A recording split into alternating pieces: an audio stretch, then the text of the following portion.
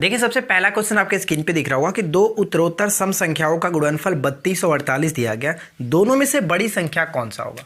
कहने का मतलब ये है कि दो संख्या है 32 और 48, इनका गुणनफल दिया गया और इसमें बड़ी संख्या हमसे पूछा जा रहा है। यानी जो ऑप्शंस में हमें दिख रहा है जैसे 58 है, 62 हो गया, 56 हो गया, 60 हो गया, ये सभी की सभी बड़ी संख्या है। बड़ी संख्या यानी अगर हमारा 58 बड़ी संख्या है तो इससे पहले का जो एक छोटा संख्या होगा इसका 56 दो कम, क्योंकि सम संख्या लेना है, इस ये लिखा होगा।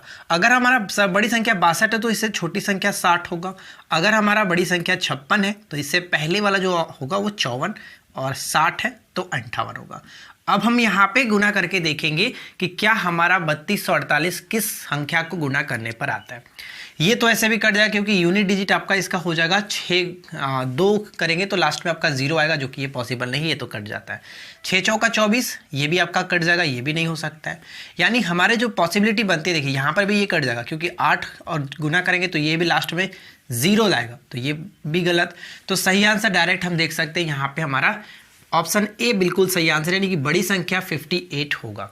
इस तरह से अगर आप नहीं करना चाहते तो आप मान सकते हैं कि अगर एक संख्या x है तो दूसरी संख्या x+2 है और इन दोनों का गुणनफल हम करेंगे 32 और 48। फिर वहाँ पे आपको फैक्टर तोड़ना पड़ेगा जो कि काफ़ी ज़्यादा समय लेगा। तो उस तरह से ना करके हम डायरेक्ट इस तरह से कर सकते हैं ऑप्शन से काफ़ी जल्दी में। अगला क्वेश्चन कह रहे हैं कि फिलिप, टॉम और ब्रेड एक वृत्ताकार खेत के गिर्द जॉगिंग शुरू करते हैं। एक सिंगल राउंड उनको 18, 22 और 30 सेकंड में लगता है। इससे पहले वाली वीडियो मैंने आपको बताया था कि इस तरह के प्रश्नों में क्या करते हैं, डायरेक्ट हम 18, 22 और 30 एलसीएम ले लेते हैं। तो इन सभी का एलसीएम लेंगे तो क्या कर सकते हैं, चलो यहाँ पे एलसीएम लेते हैं। 9 हो गया, 11 हो गया, 15 हो गया, 3 से ले चलते हैं। 3 से ले चलेंगे तो 3, 11 नहीं कटेगा, 5 3 15, बस इससे ज़्यादा कुछ नहीं कट सकता है। यानी 3 दूना 6, 6 3 18, 18 5 90 और यहाँ पे 11 से गुना कर लेंगे तो 990 हो जाता है। ये 990 क्या, ये हो गया आपका सेकंड, 990 सेकंड, ठीक है, क्योंकि सेकंड में ये सभी चीज़ें दी गई थी, सेकंड हो गया। अब 990 सेकंड को हम लोग मिनट में चेंज करते हैं। मिनट में अगर हम चेंज करेंगे तो हम क्या करेंगे, डायरेक्ट यहाँ पे जो कि 60 से डिवाइड करेंगे।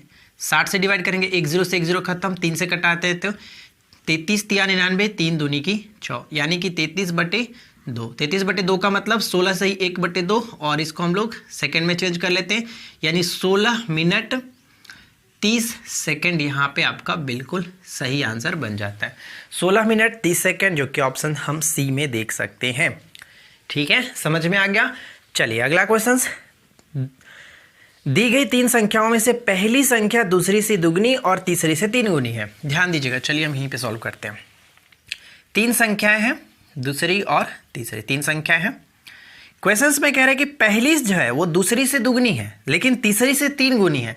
तीसरी से 3 गुनी अगर हम यहाँ पे ये रखते हैं और इसको 6x कर लेते हैं, इसको 3x कर लेते हैं। ध्यान से पढ़िए, अब पहली जो संख्या है वो दूसरी की दुगनी है, दूसरी की दुगनी हो गई, लेकिन तीसरी की 3 गुनी है, ये भी कर लिया। अगर आप यहाँ पे x मानते तो यहाँ पे क्या करना पड़ता, थोड़ा सा समस्या हो जाता आपको। देखिए अगर हम इसको x रखते हैं और इसको 3x कर लेते हैं, लेकिन अब क्वेश्चंस में कह रहा था कि जो पहली संख्या है दूसरी की दुगनी है, तो दूसरी की दुगनी का मतलब यहाँ पे हमें 3x/2 करना पड़ेगा।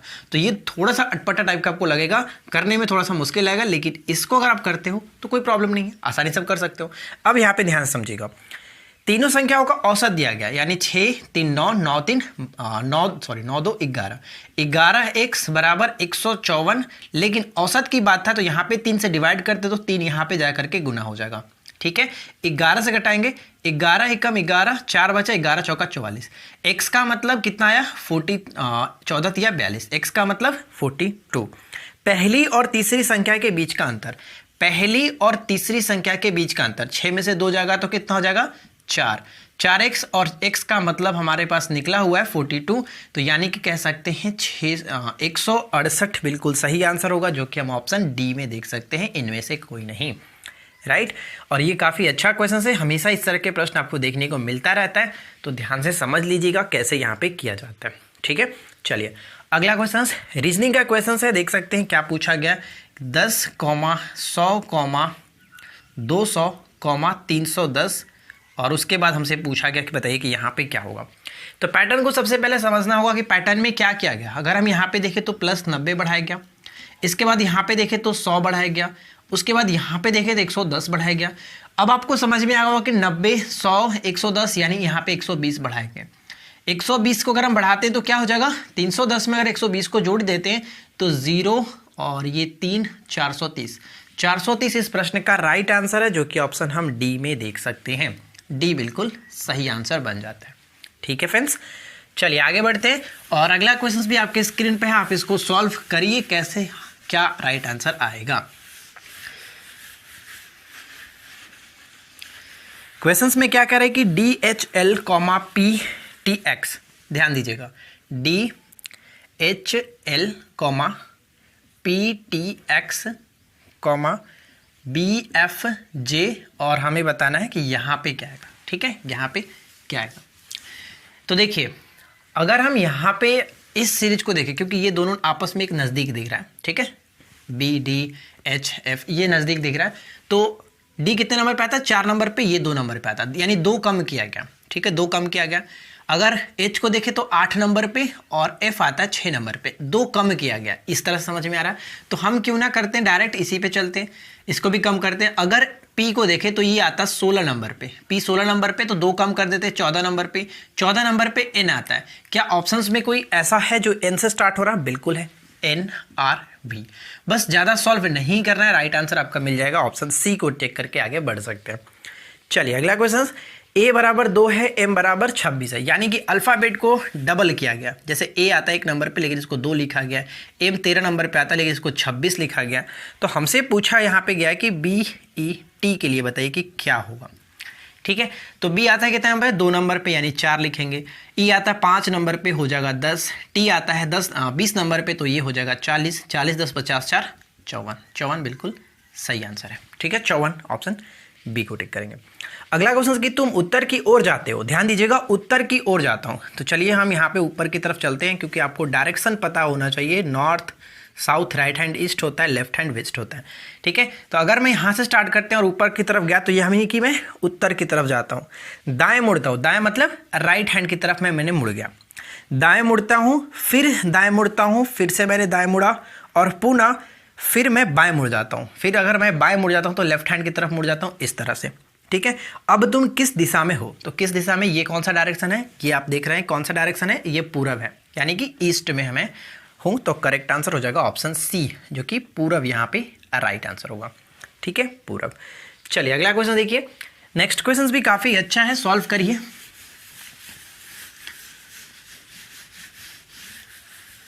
देखिए क्वेश्चंस में क्या है, 149, 175, 203 और हमसे पूछा गया कि क्या बनेगा, क्या होगा बताइए। तो देखिए सबसे पहले हमें समझना पड़ेगा कि यहाँ पे 149, 175, 203 कैसे लिखा गया, राइट। तो चलिए हम समझते हैं। अगर मैं 149 को देखूं तो आप यहाँ पे कहेंगे कि हाँ ठीक है, 12 का स्क्वायर प्लस में 5 कर लीजिए, 12 का स्क्वायर प्लस 5, ठीक है, 144 प्लस 5 149। अगर मैं 175 को देखूं तो यहाँ पे 12 का अगर 13 का स्क्वायर कर ले, एक स्क्वायर बढ़ा करके, उसके बाद फिर से यहाँ पे 169 में यहाँ पे 7 बढ़ा सकते हैं, यानी कि 6 होगा ना, 69 6 75, ठीक है, 6 बढ़ा, 1 बढ़ गया। ठीक है, अभी पैटर्न सही चल रहा है क्योंकि एक एक हम लोग बढ़ा रहे हैं। उस तरह से 203 है तो 203 भी मैच करना चाहिए। 203 यानी कि 13 का स्क्वायर क्या था, अब 14 का स्क्वायर, 14 का स्क्वायर कितना होता है 196, और अगर हम यहाँ पे 7 जोड़ देंगे तो बिल्कुल सही है 203 आएगा। तो 5 6 7 यानी अगले में हमें 8 जोड़ना पड़ेगा और 15 का स्क्वायर करेंगे, 15 का स्क्वायर प्लस 8, 15 का स्क्वायर कितना होता है 225, 225 और 8 जोड़ देंगे तो 233 बिल्कुल सही आंसर बन जाता है। यहाँ पे आपका 233 करेक्ट होगा, राइट। तो हम ऑप्शन डी में देख सकते हैं, ऑप्शन डी मैच कर रहा है 233। तो आई होप कि ये चीज़ समझ में आया आपको क्या किया गया। ठीक है, चलिए आगे बढ़ते हैं। अगला क्वेश्चन देखिए, चलिए यहीं पे सॉल्व कर लेते हैं। नेक्स्ट क्वेश्चन क्या कह रहे हैं, 24 @ 6 = 60 लिखा गया। ध्यान दीजिएगा, 24 @ जो कि 6 है ना, सॉरी 6 है, 6 को ये लिखा जाता है 16, साथ में 40 @ 8 को लिखा जाता है 30। तो हमसे पूछा गया है कि 45 @ 9 को क्या लिखा जाएगा।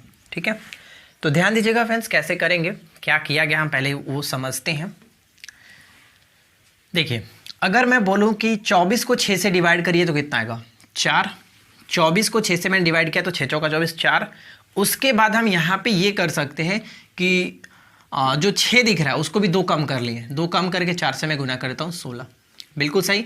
मैंने क्या किया, पहले मैंने डिवाइड किया और लास्ट वाले में से 2 कम कर दिया है, ठीक है ना। तो 40 को मैं 8 से डिवाइड करूंगा तो कितना हो जाएगा? 5। और उसके बाद 8 को मैं 2 कम कर लूंगा, 8 को मैं 2 कम करूंगा तो कितना हो जाएगा? 6। 6 पचे 30, बिल्कुल सही है। ठीक उसी तरह से अगर मैं आगे बढ़ूं तो 45 को 9 से डिवाइड करता हूं तो कितना आ जाएगा? 9 पचे 45, 5 और इसमें 2 कम कर दूंगा तो 7। 7 पचे 35। ये बनेगा इस प्रश्न का राइट आंसर। ठीक है, कोई समस्या नहीं। तो करेक्ट आंसर हम 35 को टिक करके आगे बढ़ सकते हैं। ठीक है, 35 बिल्कुल सही होगा। चलिए अगला क्वेश्चन देखते हैं। नेक्स्ट क्वेश्चन आपके स्क्रीन पे, आप इसको सॉल्व करिए, क्या कह रहा है, कैसे करना है। बाकी तो हम है ही, आपको बताएंगे ही कैसे किया गया है। देखिए क्या कह रहा है कि 2 संख्याओं का योग 9 दिया गया। चलिए हम मान लेते हैं कि x प्लस वाई 2 संख्याएं हैं जिनका योग 9 है और उनका व्युत्क्रमों का योग, व्युत्क्रम का मतलब उल्टा होता है, 1/1 कर लेते हैं, वो उनका 1/2 दिया गया। यानी अगर इसको सॉल्व करेंगे तो एक्स वाई ऊपर में x प्लस वाई का मान जो हो जाएगा 1/2। एक्स वाई का मान कितना? 9, तो यानी कि 9 ऊपर रख लेते हैं, एक्स वाई बराबर 1/2 और यहाँ पे करेंगे तो आप कहेंगे कि एक्स वाई का जो मान है वो 18 होगा। अब ध्यान दीजिएगा, यहीं पे मेन चीज समझना है। 2 ऐसी संख्या कौन सी हो सकती है जिसको अगर मैं जोड़ूंगा तो 9 आए और गुना करूंगा तो 18 है। ठीक है, अगर मैं जोड़ता हूं तो वो 9 बने और अगर मैं उसको गुना करूंगा तो 18 बने। और उनमें से एक संख्या देखिए ऑप्शंस में होना चाहिए। ऑप्शंस क्या है? 2 है, 6 है, 5 है और 4 है। अगर मैं 2 को उठाता हूं तो जोड़ने के लिए इसमें 7 जोड़ना पड़ेगा, लेकिन इन दोनों का गुणनफल 18 तो आएगा नहीं, यानी कि ये ऑप्शन होगा नहीं। अगर मैं 6 रखता हूं, अगर एक संख्या 6 है, क्योंकि क्वेश्चन में पूछा गया कि उनमें से एक संख्या, उनमें से अगर एक संख्या 6 है तो दूसरी संख्या कितना होना चाहिए? 3। और जोड़ करेंगे तो कितना हो जाएगा? 9 हो जाएगा। और 6 और 3 का गुणनफल भी 18 हो जाएगा, यानी कि ये तो पॉसिबल हो रहा है। क्या कोई और है? अगर मैं 5 रखता हूं तो दूसरी संख्या 4 होगा, तब तो 9 बनेगा, लेकिन 5 गुने 4 का गुणनफल 20 हो जाएगा, लेकिन ये भी पॉसिबल नहीं है, यानी ये भी पॉसिबल नहीं है। तो सही आंसर क्या बन जाता है आपका? ऑप्शन जो कि सी को, ऑप्शन बी को टिक करेंगे। 6 बिल्कुल सही आंसर होगा, इनमें से एक संख्या 6 है। ठीक है, ऑप्शन बी करेक्ट है। आगे बढ़ते हैं। कौन सी संख्या 4 से पूरी तरह से विभाज्य? 4 से पूरी तरह से विभाज्य यानी कि 4 का डिविजिबल रूल आपको पता होगा कि कोई भी संख्या दी गई हो, चाहे कितनी भी बड़ी संख्या हो, उसका अगर लास्ट का 2 डिजिट, लास्ट का अंतिम 2 डिजिट अगर वो 4 से कट जाता है तो वो संख्या पूरी तरह से 4 से डिविजिबल होगा। तो चलिए हम यहाँ पे ऑप्शंस में देखते हैं। सिर्फ और सिर्फ हम वो संख्या पिक करेंगे, यानी कि लास्ट का 2 डिजिट पिक करेंगे। अगर पहले ऑप्शंस में देखें तो 54 लास्ट का 2 डिजिट है। ऑप्शन बी में देखें तो इसमें आपका 76 है। ऑप्शन सी में देखें तो 66 और ऑप्शन डी में देखें तो 90 दिख रहा होगा।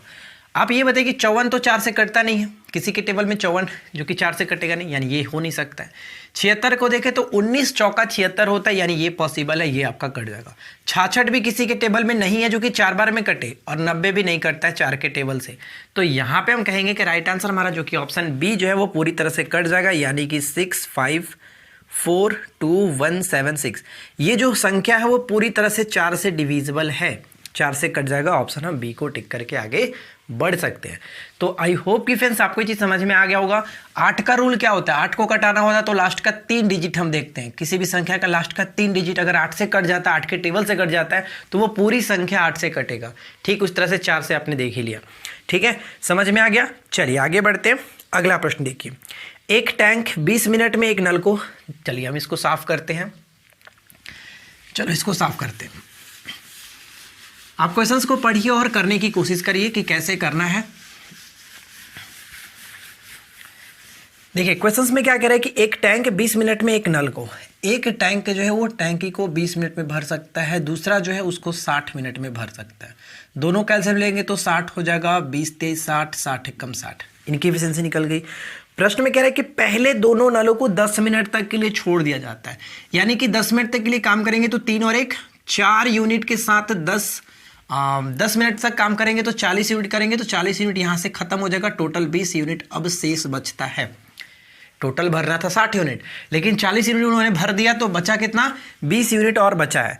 और कह रहा है क्वेश्चन कि फिर पहले वाले नल को बंद कर दिया जाता है, पहले वाला नल बंद हो जाता है, तो इसके बाद टैंकी पूरी तरह से कितने समय में भरेगी? अब भरेगा कौन? बी भरेगा एक इफिशियंसी के साथ, यानी कि अगर प्रतिदिन वो 1 यूनिट की इफिशियंसी के साथ भरता है तो उसको 20 यूनिट भरने में 20 दिन कह सकते हैं या फिर 20 मिनट कह सकते हैं, यानी 1 मिनट में वो 1 यूनिट भरता है तो 20 यूनिट को भरने में 20 मिनट का समय लगेगा। 20 मिनट बिल्कुल सही आंसर बन जाता है। ठीक है, तो करेक्ट आंसर हम ऑप्शन सी में देख सकते हैं, 20 मिनट राइट आंसर होगा। ठीक है, चलिए आगे बढ़ते हैं और अगला क्वेश्चन सॉल्व करते हैं। अब देखिए नेक्स्ट क्वेश्चन कह रहा है कि एक अष्टभुज के कितने विकर्ण होते हैं। अष्टभुज के कितने विकर्ण होते हैं, तो विकर्णों की संख्या निकालने के लिए डायरेक्ट फॉर्मूला क्या होता है, विकर्ण की जो संख्या हम निकालते हैं, विकर्ण की संख्या, तो ये फॉर्मूला आपको याद रखना है, विकर्ण की संख्या n × n-3/2। बस आप इसको याद रखिए, यहाँ से आप कितने भी भुजा वाला विकर्ण की संख्या पूछा जाए तो आप वहाँ से निकाल सकते हो। n का मतलब क्या है, n जो है वो भुजा की संख्या, भुजा की संख्या। ठीक है, ये ध्यान रखिएगा, n का मतलब भुजा की संख्या। अब यहाँ पे क्वेश्चंस में कह रहा है कि अष्टभुजा वाले, यानी कि भुजा की संख्या कितना है 8, तो n के जगह पे हम 8 रखते हैं और n-3 यानी कि 5 हो जाएगा और बटे में हम लोग 2 रखेंगे, 2 से कट जाएगा तो 4, 4 × 20। यहाँ पे बिल्कुल सही आंसर हो जाता है कि इसमें विकर्णों की जो संख्या बनेगी वो कितना होगा, वो विकर्णों की संख्या टोटल इसमें 20 हो जाएगा। Right answer option A. ठीक है, चलिए आगे बढ़ते हैं, अगला क्वेश्चन देखिए। नेक्स्ट क्वेश्चन क्या दिया गया कि 44 सेंटीमीटर आधार और 22 सेंटीमीटर ऊंचाई वाले एक समानांतर चतुर्भुज का क्षेत्रफल क्या होगा, यानी कि पैरेललोग्राम का क्षेत्रफल हमसे यहाँ पे पूछा जा रहा है। तो डायरेक्ट हमारा पता है कि समानांतर चतुर्भुज का क्षेत्रफल क्या होता है, समानांतर चतुर्भुज का क्षेत्रफल हम कैसे निकालते हैं, इसके लिए फॉर्मूला होता है आधार गुणे ऊंचाई, आधार गुणे ऊंचाई। ठीक है, तो आधार का जो क्षेत्र दिया गया, कितना आधार दिया गया 44 सेंटीमीटर और ऊंचाई दिया गया 22 सेंटीमीटर, दोनों को गुना कर लीजिए। दोनों को गुना यहाँ पे करेंगे तो देखिए 22 चौका 88, आपके पास बचेगा 8 और 22 चौका 88 और 8 कितना हो जाएगा 96, यानी कि 968 सेंटीमीटर स्क्वायर यहाँ पे बिल्कुल सही आंसर बन जाता है। ऑप्शन हम डी में देख सकते हैं। ठीक है, तो ये फॉर्मूला आपको याद रखना है, समानांतर चतुर्भुज का क्षेत्रफल आधार गुणे ऊंचाई, बहुत इंपॉर्टेंट है। राइट, देखिए फ्रेंड्स, आज की इस वीडियो का आखिरी क्वेश्चन है और काफी अच्छा सवाल है। यदि कोई व्यक्ति 9 किलोमीटर प्रति घंटे की चाल से यात्रा करने के बजाय 15 किलोमीटर प्रति घंटे की चाल से यात्रा करता है तो वो 30 किलोमीटर अधिक यात्रा कर सकता है, उसके द्वारा तय की गई दूरी क्या होगा। तो ध्यान दीजिएगा, हम यहाँ पे कह सकते हैं कि जो समय बराबर होता है, समय बराबर दूरी बटे चाल, तो हम यहाँ पे मान लेते हैं कि उसका स्पीड कितना रहता, स्पीड था 9, तो ये हमारे इक्वेशन फर्स्ट मान लेते हैं। सेकेंड टाइम में ये कह रहा है कि अगर वो क्या करता है कि अपने स्पीड को 9 से बजाय 15 कर लेता है तो वो 30 किलोमीटर ज़्यादा डिस्टेंस कवर करता, 30 किलोमीटर ज़्यादा डिस्टेंस कवर कर लेता जब अपना स्पीड 9 की जगह पर 15 कर लेता। अब हम यहाँ पे क्या करते हैं कि LHS बराबर है तो RHS को इक्वल कर लेते हैं, यानी कि D/9 = D + 30/15। ठीक है, क्रॉस मल्टीप्लिकेशन करेंगे तो कितना हो जाएगा 15D = 9D + 9 से कितना हो जाएगा 27, 270। ठीक है, यहाँ पे इसको घटाते हैं तो 6D = 270। अब यहाँ पे अगर हम D की वैल्यू देखें तो 270/6, 270/6 यहाँ पे क्या कट सकता है, तो ये 3 से कटेगा, 3 दूनी की 6 और ठीक है 9 × 27 बिल्कुल सही है, और 2 से इसको कटा सकते हैं 45, यानी D का वैल्यू यहाँ पे हम देख सकते हैं 45 किलोमीटर वास्तविक डिस्टेंस था। करेक्ट आंसर हो जाएगा ऑप्शन डी। ठीक है, 45 यहाँ पे बिल्कुल सही आंसर निकल जाता है। तो फ्रेंड्स, आशा करते हैं कि आप लोगों को आज का ये वीडियो अच्छा लगा होगा, क्योंकि इसमें जो क्वेश्चंस थे काफ़ी अच्छे लेवल के क्वेश्चंस थे, एग्जाम्स में ऑलरेडी पूछे जा चुके हैं इस तरह के क्वेश्चंस। तो आप इनका प्रैक्टिस करते रहिए, टाइम टू टाइम रिविजन्स करते रहिए। हम मिलते हैं नेक्स्ट क्लास में। Thanks for watching.